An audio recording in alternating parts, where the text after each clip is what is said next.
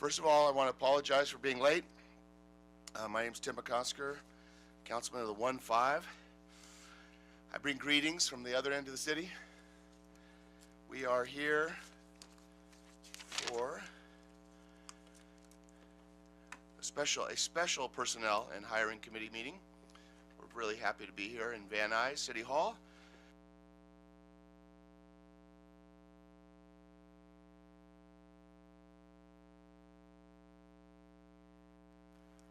Councilmember Hutt. Here. Thank you very much. We have a quorum. We have 7 items on the agenda. But first, before we get to our items, we can receive public comments from the general public. This is a special meeting, so there's no general public comment. You'll have 1 minute per agenda item, and we have multiple items on the agenda, so you'll have a total of 2 minutes if you want to speak on more than one item. I will begin by calling some of the names. I have Goat, just Goat. We have 2 minutes of edification from Goat. Can't wait. We'll all be 2 minutes dumber after this is over.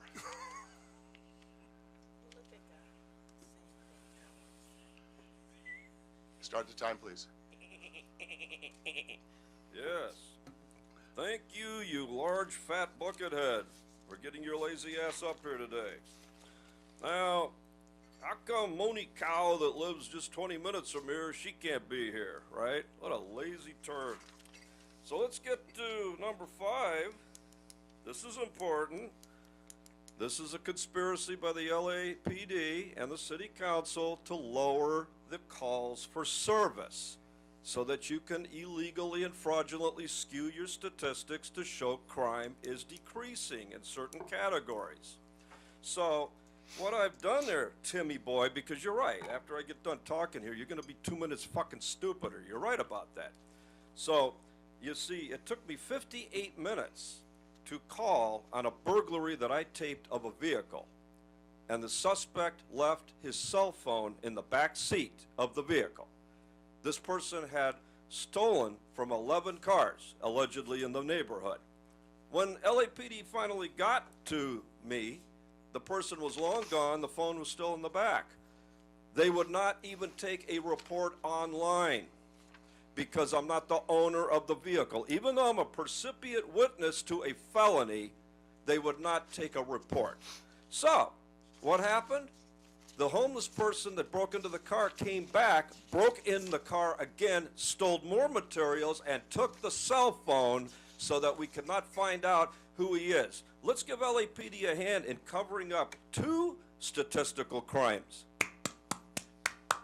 And that's what it is. So we have a lot of people, Tim, that are doing the same thing. They're calling up, and they know that number 5 is the reason why your police chief can lie that your metrics are down. You are defrauding the public and lying to them and not allowing them to have city services. Have a good morning, bitch. I'll be back. Edifying. Don't underestimate yourself. You can make the room stupider without speaking. Okay, so we have 7 items on the agenda.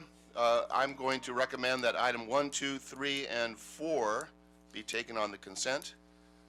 Is that with your approval? Thank you. So on item 1, we would approve the CAO recommendations. On item 2, we would approve the CAO recommendations. On item 3, we would approve the February 10th, 2025 revised EWDD report and receive and file the October 7th report. And on item 4, we would approve the MOU amendments. Mr. Clerk, can you call the vote? Oh, yes. For those items, Councilmember McCosker. Aye. Councilmember Hutt. Yes. Very good. Those matters are approved. My mic's not. I think Councilmember Hutt's mic is not on. Did you get that? She voted yes. Did you get my yes? With her outside Yes. voice. Thank you. So we will then move to the regular agenda for discussion items, and that's item number 5. Can you read that into the record? Item number 5, Personnel Department report relative to Los Angeles Police Department Communications Division staffing levels, call load, and recruitment. Thank you very much. Do we have a report?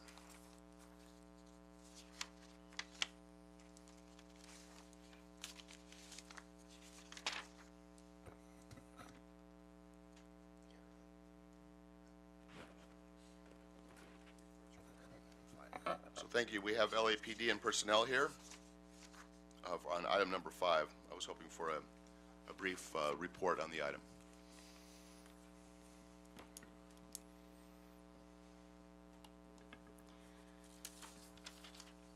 Good morning, council members. My name is Melissa Hamamoto. I'm Chief Personnel Analyst of Public Safety Division at Personnel Department.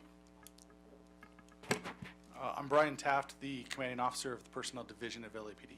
Great, thank you. Good morning, Captain Ray Velo. I'm the Commanding Officer of LAPD Communications Division. Perfect, thank you. Can you give us a brief overview of the report, whomever you choose? Yes, so for this council file, Personnel Department submitted a report back in September 2023 to introduce the 911 dispatcher or police service representative selection process. And then we provided a follow-up report back in April 2024. Since then, Personnel Department and LAPD continued our collaboration to establish a higher number of candidates eligible to hire and include opportunities for dispatchers from other agencies to waive parts of the exam as long as they meet certain requirements. And the collaboration has proved successful.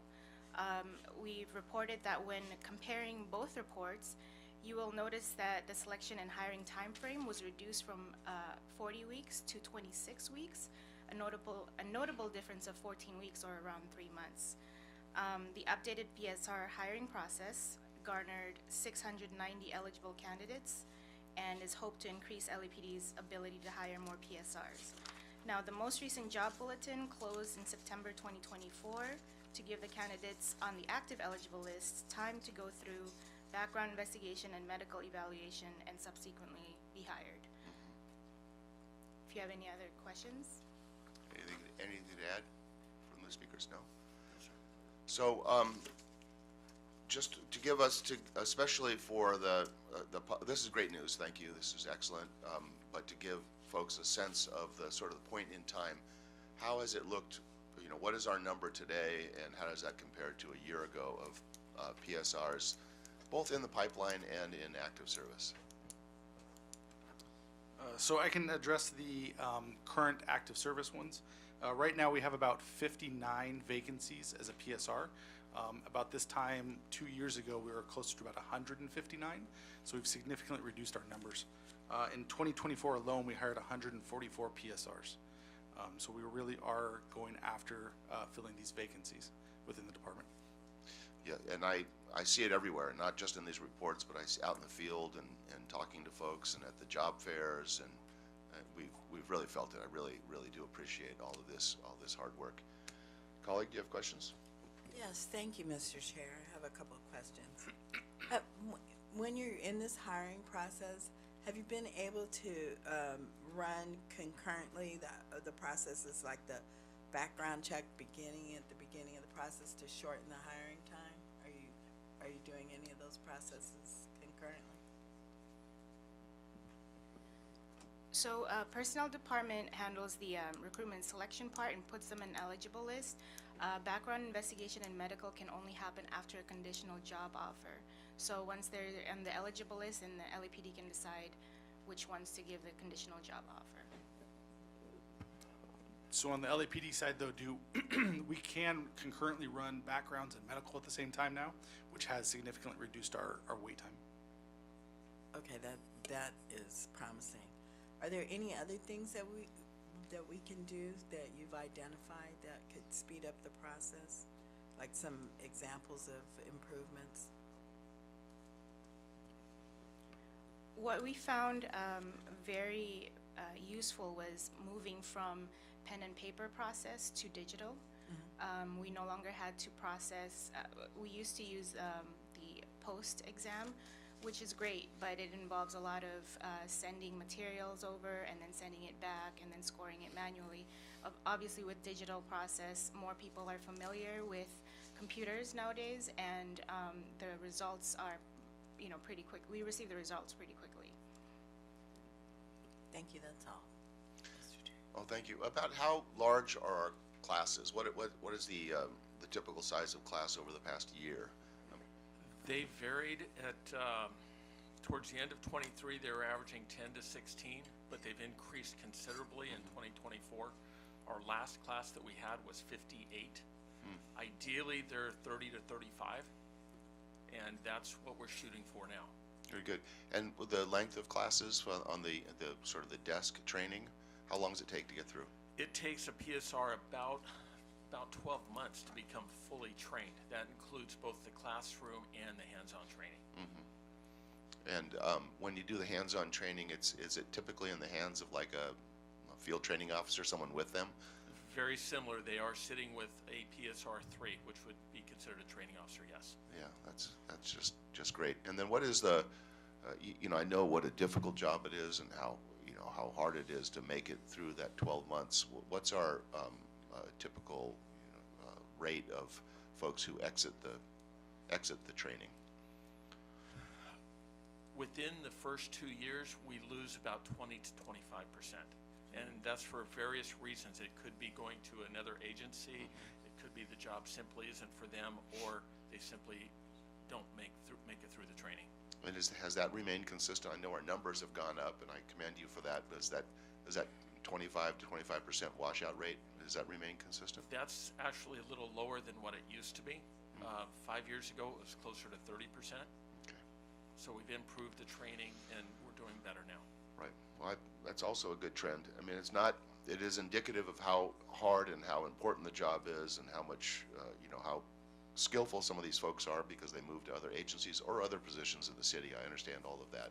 I'm not trying to encourage us to do anything other than get the best people at those monitors. Another question from my colleague. Thank you. In this period of time that you say you get that exit time, do you do any kind of survey with the folks as they're exiting? So you We get do exit interviews on each and every employee when they leave. And are you understanding why they're leaving? Yes. Okay.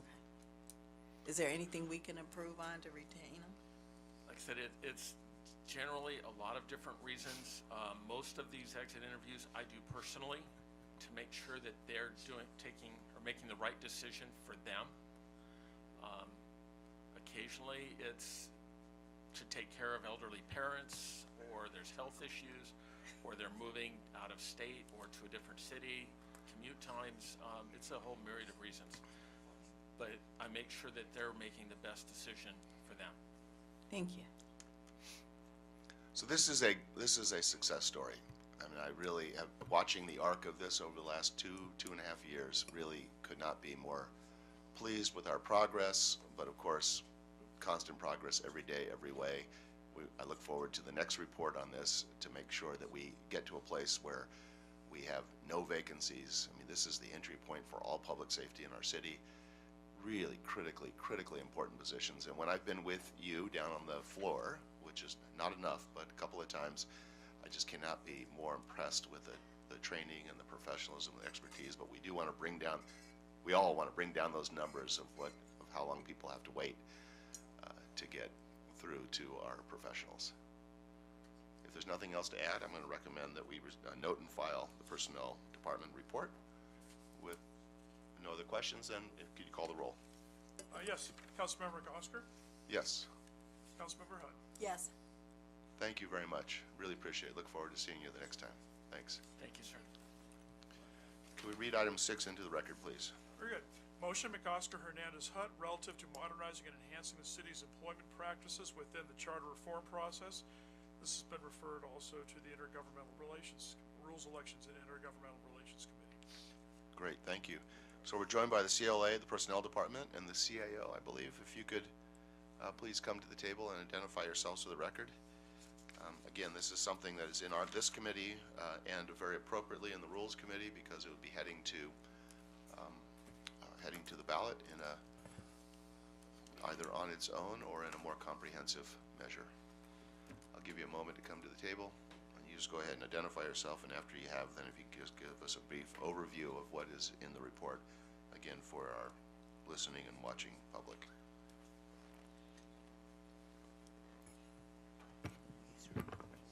Good afternoon, Steve Liu with the CLA's office. Good morning, Gracie Liu, Personnel Office. Good morning, Malika Billups, CAO. Thank you very much. Can you give us a brief overview of what we have in front of us?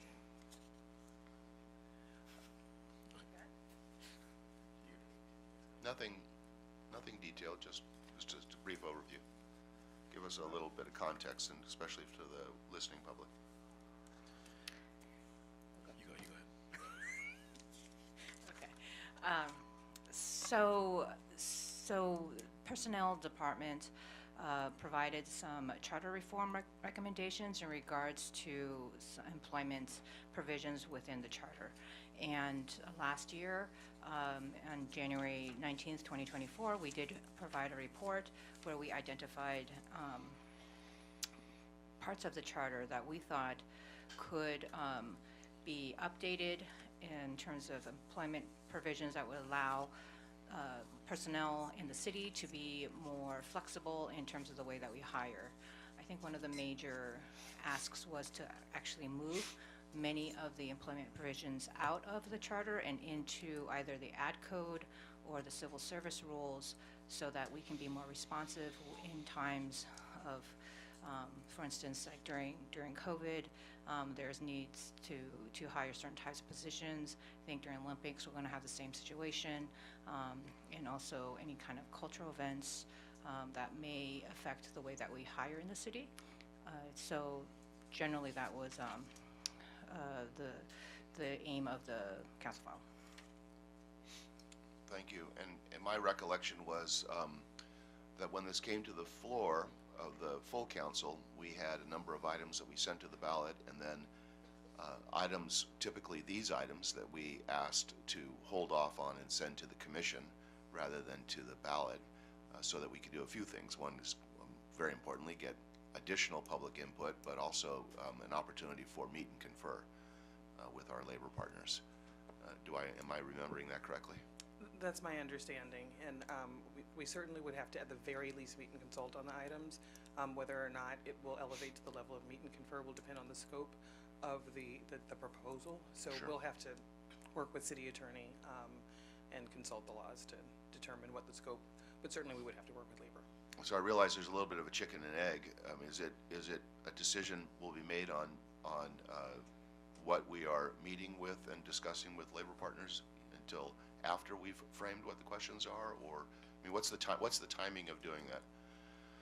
Well, we can start the discussion as soon as we believe that there is a question that is clear to present to labor. I mean, there is, I think often when we're negotiating or discussing with labor, there is a little bit of a chicken and egg, because we present an item, we get feedback, there may be some revisions, and then ultimately what moves forward is something that either the parties agree to, or we exert management rights to move forward with.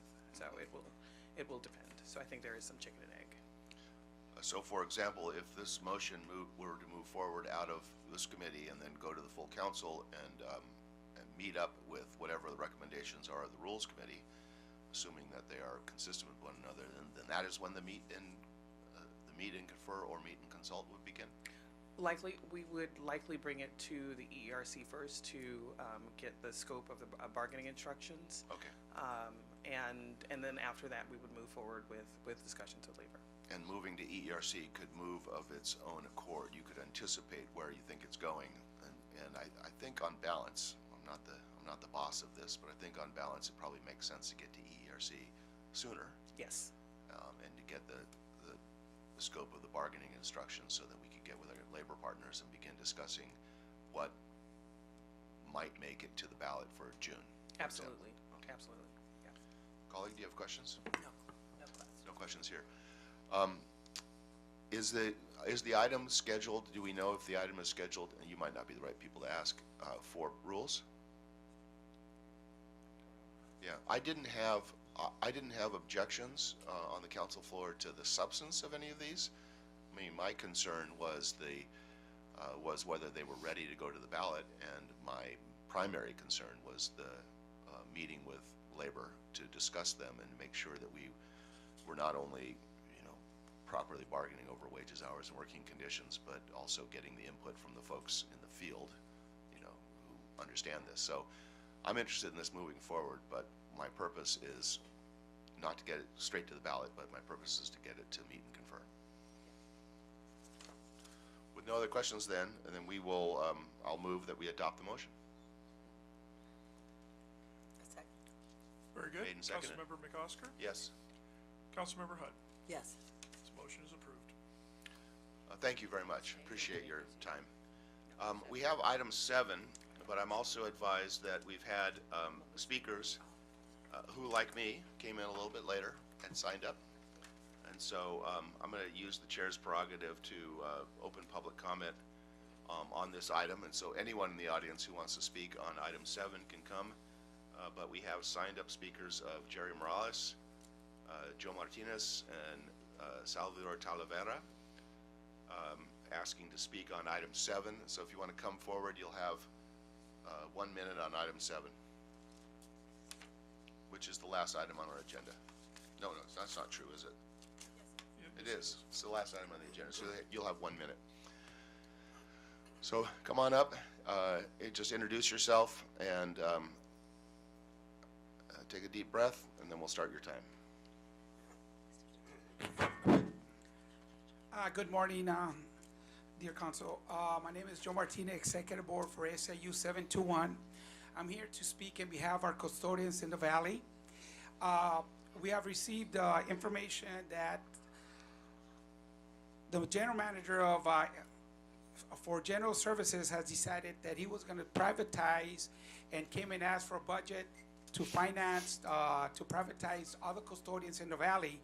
At this time, we have people that have been working here for several years, 20, 30 years out here, but not only are we going to lose our union jobs, they are through our community.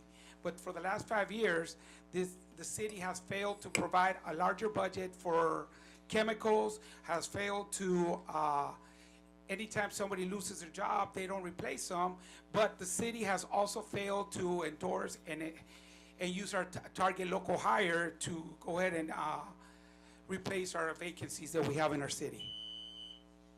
Thank you. Thank you. Next speaker. Good morning, I'm Jerry Morales, representing custodians, general service. I've been there at West Valley for 30 years as a custodian, and I have seen the morale deteriorate terribly. We're shorthanded, people are calling in sick, taking longer holidays, and the work is falling on the ones that are in the building. I think it's unfair, we need help, please help us. Thank you, Jerry. Salvador Talavera.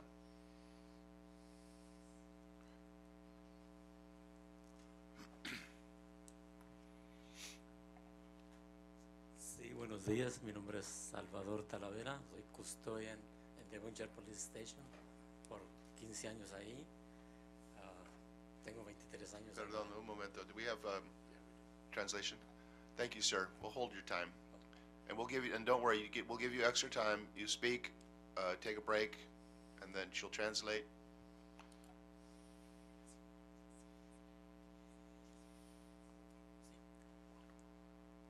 Buenos días. Mi nombre es Salvador Talavera. Soy custodian. Good morning, I'm Salvador Talavera. I'm a custodian Por Devonshire Police Station. Por 15 años ahí. He estado trabajando muy duro. Me siento orgulloso de trabajar para la ciudad. I've been working there for 15 years. I've been working really hard, and I'm proud to work for the city. Y pues lo que he mirado últimamente que sí estamos demasiado cortos. What I've seen lately is that we've been short, Pero aún así seguimos tratando de cubrir las personas que no están. but we still try to do things for the people who's not there. Y pues desafortunadamente tenemos muy pocos químicos para limpiar, tanto para los que trabajan en la estación. And unfortunately, we have very few chemicals to work, and for the ones who work in the station, Así también como para el público que va ahí, pues no es muy seguro, pero lo hacemos que sea seguro. and even for the public that goes there, we know that it's not safe, but we try to make it safe for them. Ojalá y recibamos la ayuda que necesitamos al respecto y pues es todo por el momento. I hope we receive the help that we need, the respect, and that's all for now. Muchas gracias. Muchas gracias. Thank you very much. Are there any other speakers who'd like to speak to item number 7? Please come on forward. You'll get a minute. Take your time.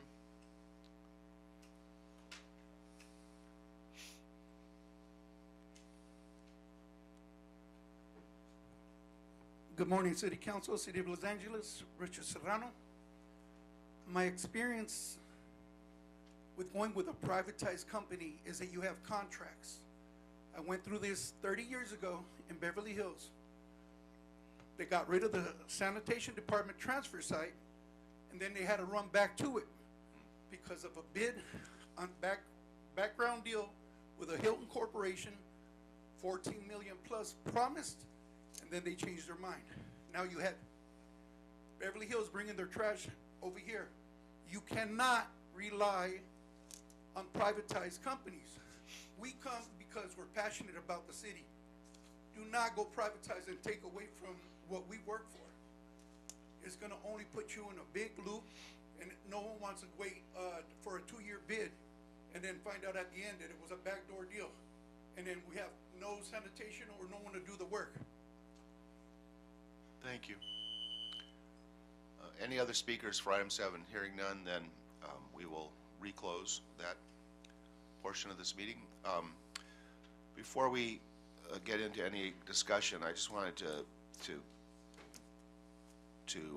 go over what we did last year.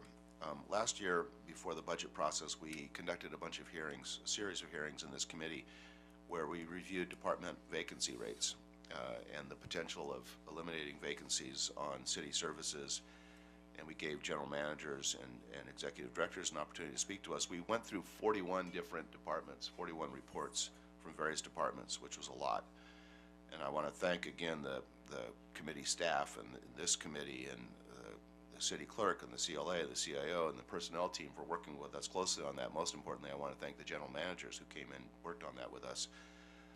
It was very educational and sobering and important for us to put ourselves in that position before the Budget and Finance Committee went into the budget. I do think that we need to redo the exercise, but with, I'm going to recommend in the end with fewer departments because of all of the work that we did last year. I do not have any questions or other comments on this matter, but I will have an amending motion where we call out 17 of the departments. Colleague, I just wanted to ask if you had any comment on this. I have no questions. Yeah, this will be a ton of work again, but I think it's worthwhile. And I'm going to move that we adopt the motion with revised instruction to request the following departments be responsible in coordination with the CIO and the Personnel Department to report back with the requested information that's in the motion currently. And those are, and I will give this to the clerk for the records, those departments are the city attorney, the city clerk, the CAO, the controller, ITA, the personnel department, then economic and workforce development, general services department, the Department of City Planning, the Department of Building and Safety, the Los Angeles Housing Department. Then in a third cohort, the Emergency Management Department, the Los Angeles Fire Department, the LAPD. In the fourth and final for now cohort would be Department of Transportation, the Public Works Bureaus of Engineering, Street Services, Street Lighting, Con Ed, and Sanitation, and then Rec and Parks. We would specifically set those departments in what I anticipate would be 4 different sessions and hear from each of the cohorts together, given the similarity of some of their functions. That would be my motion. Is there a second? Second. Made and seconded. Clerk, please call the roll. Yes. Councilmember Cosker? Yes. Councilmember Hood? Yes. Very good. Approved as amended. Thank you very much. Thanks for everyone's participation in this meeting. Again, I apologize for being late. I appreciate all of you. Is there any other business today? That clears the desk. Hearing none, then, we are adjourned.